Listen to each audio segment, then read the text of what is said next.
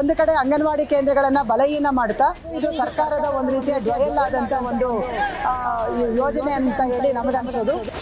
ನಾವು ಅಂಗನವಾಡಿ ಕೇಂದ್ರ ಇರೋ ಕಡೆ ಪ್ರಾರಂಭ ಮಾಡಲ್ಲ ಅಂತಾರೆ, ಆದರೆ ಈಗ ಅವರು ಐಡೆಂಟಿಫೈ ಮಾಡಿರ್ತಕ್ಕಂಥ ಬಹುತೇಕ ಎಲ್ಲ ಕಡೆಯಲ್ಲಿ ಕೂಡ ಅಂಗನವಾಡಿ ಇದೆ. ಆದರೆ ಶಿಕ್ಷಣ ಇಲಾಖೆ ಒಳಗಡೆ ಲಾಲನೆ ಪಾಲನೆ ಎರಡೂ ಸಿಗಲ್ಲ. ಅಪೌಷ್ಟಿಕತೆಯನ್ನು ತಡೆಗಟ್ಟಲಿಕ್ಕೆ ಹಣ ಕೊಟ್ಟರೆ ಅಪೌಷ್ಟಿಕತೆಯನ್ನು ತಡೆಗಟ್ಟಲಿಕ್ಕೆ ಸಾಧ್ಯ ಆಗೋದಿಲ್ಲ. CITU ನೇತೃತ್ವದಲ್ಲಿ ಅಂಗನವಾಡಿ ನೌಕರರು ಇವತ್ತಿಂದ ಪ್ರತಿಭಟನೆಯನ್ನು ಪ್ರಾರಂಭ ಮಾಡಿದ್ದಾರೆ. ಈ ಪ್ರತಿಭಟನೆಯಲ್ಲಿ ರಾಜ್ಯದ ಎಲ್ಲ ಜಿಲ್ಲೆಗಳಿಂದಲೂ ಕೂಡ ಸಾವಿರಾರು ಅಂಗನವಾಡಿ ಕಾರ್ಯಕರ್ತರು ಸಹಾಯಕಿಯರು ಇಲ್ಲಿ ಆಗಮಿಸಿದ್ದಾರೆ. ಇವರ ಪ್ರಮುಖ ಬೇಡಿಕೆ ಏನು ಅಂತ ಹೇಳಿದ್ರೆ 3 ರಿಂದ 6 ವರ್ಷದ ಒಳಗಿನ ಮಕ್ಕಳಿಗೆ ಸರ್ಕಾರಿ ಶಾಲೆಗಳಲ್ಲಿ LKG UKG ಮಾಡಲಿಕ್ಕೆ ಶಿಕ್ಷಣ ಇಲಾಖೆ ಮೊದಲಿಂದಲೂ ಕೂಡ ಪ್ರಯತ್ನ ಮಾಡ್ತಾ ಇದೆ. ಮತ್ತು ಏನೇ ಹೋರಾಟಗಳು ಮಾಡಿ ಅದು ಮಾಡಬಾರ್ದು ಅಂತೇಳಿ ನಾವು ಒತ್ತಡ ಹಾಕಿದರೂ ಕೂಡ ಈ ಬಾರಿಗೆ ಮತ್ತೆ ಒಂದು 8,000 ಶಾಲೆಗಳಲ್ಲಿ ಇದನ್ನು ಪ್ರಾರಂಭ ಮಾಡಲಿಕ್ಕೆ ಅವರು ಆದೇಶಗಳನ್ನು ಇವತ್ತು ಮಾಡಿದ್ದಾರೆ. ಇದರಿಂದ ಅಂಗನವಾಡಿ ಕೇಂದ್ರದ ಮಕ್ಕಳ ಮೇಲೆ ತುಂಬಾ ದುಷ್ಪರಿಣಾಮ ಬೀರ್ತದೆ. ಯಾಕಂದರೆ ಅಂಗನವಾಡಿ ಕೇಂದ್ರ ರಚನೆ ಆಗಿರೋದೇ 3 ರಿಂದ 6 ವರ್ಷದ ಮಕ್ಕಳಿಗಾಗಿ. ಸೊ ನಾವು ಕೇಳ್ತಾ ಇರೋದು, ನೀವು ಏನು ಶಿಕ್ಷಣ ಕೊಡಬೇಕು ಅಂತಿದ್ದೀರಾ ಅದನ್ನು ಅಂಗನವಾಡಿ ಕೇಂದ್ರಗಳಲ್ಲೇ ಕೊಡಿ, ಅಂಗನವಾಡಿ ಕೇಂದ್ರಗಳನ್ನು ಸ್ಟ್ರೀಮ್ಲೈನ್ ಮಾಡಿ ಅನ್ನುವಂಥದ್ದೇ ನಮ್ಮ ಪ್ರಮುಖವಾದಂಥ ಬೇಡಿಕೆ. ಆದರೆ ಅವರು ಒಂದು ಕಡೆ ಅಂಗನವಾಡಿ ಕೇಂದ್ರಗಳನ್ನು ಬಲಹೀನ ಮಾಡ್ತಾ ಮತ್ತೊಂದು ಯೋಜನೆಯನ್ನು ಏನು ಡೆವಲಪ್ ಮಾಡಲಿಕ್ಕೆ ಪ್ರಯತ್ನ ಮಾಡ್ತಾ ಇರೋದು ಇದು ಸರ್ಕಾರದ ಒಂದು ರೀತಿಯ ಡ್ವಯಲ್ ಆದಂಥ ಒಂದು ಯೋಜನೆ ಅಂತ ಹೇಳಿ ನಮಗನ್ಸೋದು. ಸೊ ಹಾಗಾಗಿ ಶಿಕ್ಷಣ ಇಲಾಖೆ ಇದನ್ನು ಪ್ರಾರಂಭ ಮಾಡಬಾರ್ದು ಅನ್ನೋದು ನಮ್ಮ ಸ್ಪಷ್ಟವಾದಂಥ ಒಂದು ಬೇಡಿಕೆ. ಅವರು ಬಾಯಲ್ಲಿ ಹೇಳ್ತಾ ಇದ್ದಾರೆ, ಆದರೆ ಈಗ 14 ಏಪ್ರಿಲ್ 2025 ಒಂದು ಆದೇಶವನ್ನು ತಂದಿದ್ದಾರೆ. ಅದರಲ್ಲಿ ಭಾಳ ಸ್ಪಷ್ಟವಾಗಿ ಅವರು ಎಷ್ಟು ಗ್ರಾಮಗಳು ಅಂತಲೂ ಕೂಡ ಅವರು ಐಡೆಂಟಿಫೈ ಮಾಡಿಬಿಟ್ಟಿದ್ದಾರೆ. ಆಮೇಲೆ ಮತ್ತೊಂದು ಕಡೆಯಲ್ಲಿ ಅವರು ಹೇಳ್ತಾರೆ, ನೀವು ಹೇಳಿದಾಗೆ ಏನು ಅಂತ ಹೇಳಿದ್ರೆ ನಾವು ಅಂಗನವಾಡಿ ಕೇಂದ್ರ ಇರೋ ಕಡೆ ಪ್ರಾರಂಭ ಮಾಡಲ್ಲ ಅಂತಾರೆ, ಆದರೆ ಈಗ ಅವರು ಐಡೆಂಟಿಫೈ ಮಾಡಿರ್ತಕ್ಕಂಥ ಬಹುತೇಕ ಎಲ್ಲ ಕಡೆಯಲ್ಲಿ ಕೂಡ ಅಂಗನವಾಡಿ ಇದೆ. ಯಾಕಂದರೆ ಅಂಗನವಾಡಿ ಕೇಂದ್ರ ಇಲ್ಲದೆ ಇರ್ತಕ್ಕಂಥ ಗ್ರಾಮವೇ ಇಲ್ಲ ಕರ್ನಾಟಕದಲ್ಲಿ.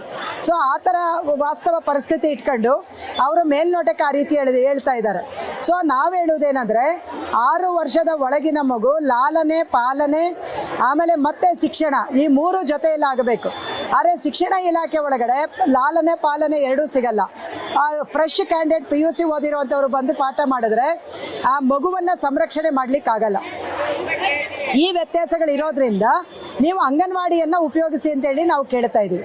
ಸೊ ಇದು ಒಂದು. ಎರಡನೇ ಬೇಡಿಕೆ, ನಮ್ಮ ವೇಜ್ ಹೆಚ್ಚಳ ಮಾಡಬೇಕು. FRS ಅಂತ ಹೇಳಿ ಏನು ಸೆಂಟ್ರಲ್ ಗೌರ್ಮೆಂಟ್ ತಂದಿದೆ ಅದನ್ನು ಅವರು ನಿಲ್ಲಿಸಬೇಕು ಅಂತೇಳಿ ನಾವು ಒತ್ತಾಯ ಮಾಡ್ತಾ ಇದ್ದೀವಿ.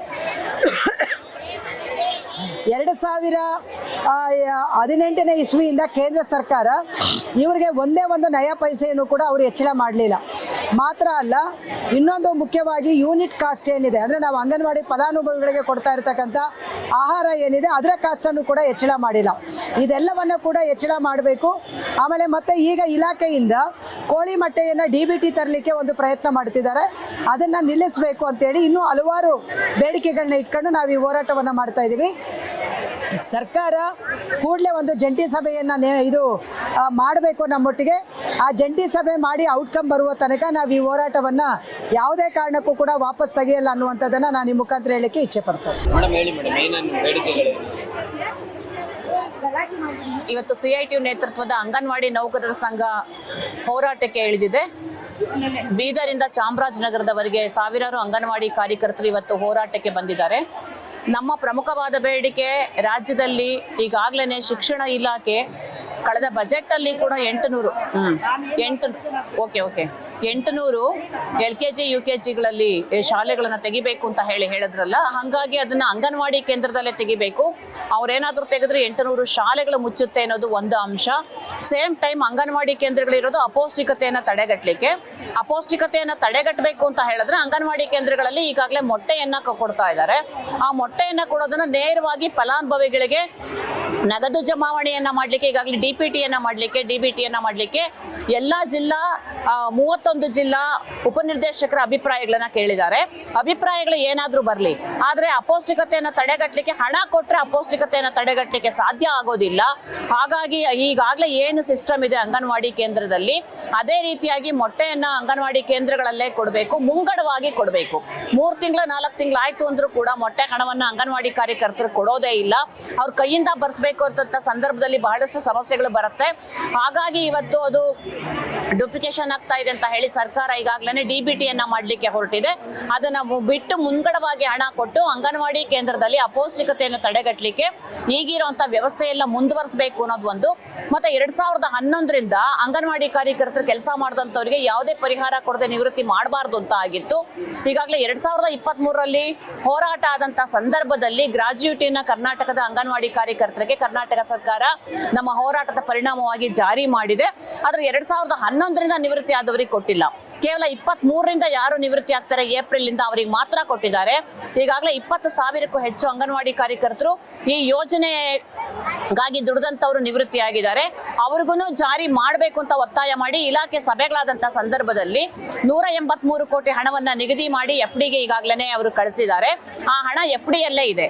ಆ ಹಣವನ್ನ ಬಿಡುಗಡೆ ಮಾಡಿ ಈಗಾಗಲೇ ನಿವೃತ್ತಿ ಆದಂತವರಿಗೆ ಇಡುಗಂಟನ್ನ ಅದರಲ್ಲಿ ನೀವು ಗ್ರಾಜ್ಯುಟಿ ಹಣವನ್ನ ಕೊಡಬೇಕು ಅನ್ನೋ ಒತ್ತಾಯ ಕೂಡ ಒಂದಿದೆ. ಮತ್ತೆ ಪ್ರಮುಖವಾಗಿ ಅಂಗನವಾಡಿ ಕಾರ್ಯಕರ್ತರಿಗೆ ಕೇಂದ್ರ ಸರ್ಕಾರ 2018ರಿಂದ ಸಂಬಳ ಹೆಚ್ಚಳ ಮಾಡಲಿಲ್ಲ. ESI PF ಬಗ್ಗೆ ಹೇಳ್ತಾರೆ. ಕರ್ನಾಟಕದಲ್ಲಿ ಅಂಗನವಾಡಿ ಕಾರ್ಯಕರ್ತರಿಗೂ ಕೂಡ ESI PF ಅನ್ನ ಜಾರಿ ಮಾಡಬೇಕು ಅಂತ ಹೇಳಿ ನಾವಿವತ್ತು ಒತ್ತಾಯವನ್ನ ಮಾಡ್ತಾ ಇದೀವಿ. ಗುಣಮಟ್ಟದ ಆಹಾರ ಪದಾರ್ಥಗಳನ್ನ ಅಂಗನವಾಡಿ ಕೇಂದ್ರಕ್ಕೆ ಕೊಡಬೇಕು. ಯೂನಿಟ್ ಕಾಸ್ಟ್ ಅನ್ನ ಹೆಚ್ಚಳ ಮಾಡಿಲ್ಲ, ಬೆಲೆ ಏರಿಕೆ ಆಗಿದೆ. ಈಗಾಗಲೇ ಎಲ್ಲಾ ಬೆಲೆ ಏರಿಕೆ ಆದಂತ ಸಂದರ್ಭದಲ್ಲಿ ಅದೇ ಆಹಾರ ಪದಾರ್ಥ ಪ್ರಮಾಣವನ್ನ ಕೊಟ್ರೆ ಅಪೌಷ್ಟಿಕತೆಯನ್ನು ತಡೆಗಟ್ಟಲಿಕ್ಕೆ ಸಾಧ್ಯ ಆಗೋದಿಲ್ಲ. ಯೂನಿಟ್ ಕಾಸ್ಟ್ ಅನ್ನ ಕೂಡ ಹೆಚ್ಚಳವನ್ನ ಮಾಡಬೇಕು ಅಂತ ಹೇಳಿ ಪ್ರಮುಖ ಬೇಡಿಕೆಗಳನ್ನ ಇಟ್ಕೊಂಡು ನಾವು ಹೋರಾಟಕ್ಕೆ ಇವತ್ತು ಬಂದಿದ್ದೇವೆ ಸರ್. ಮತ್ತಷ್ಟು ವಿಶೇಷ ವಿಡಿಯೋಗಳನ್ನು ನೋಡಲು ಮತ್ತು ಹೊಸ ವಿಡಿಯೋಗಳ ಬಗ್ಗೆ ತಿಳಿಯಲು ಈ ದಿನ .com ಯೂಟ್ಯೂಬ್ ಚಾನೆಲ್ ಸಬ್ಸ್ಕ್ರೈಬ್ ಮಾಡಿ ಮತ್ತು ಬೆಲ್ ಐಕಾನ್ ಕ್ಲಿಕ್ ಮಾಡಿ.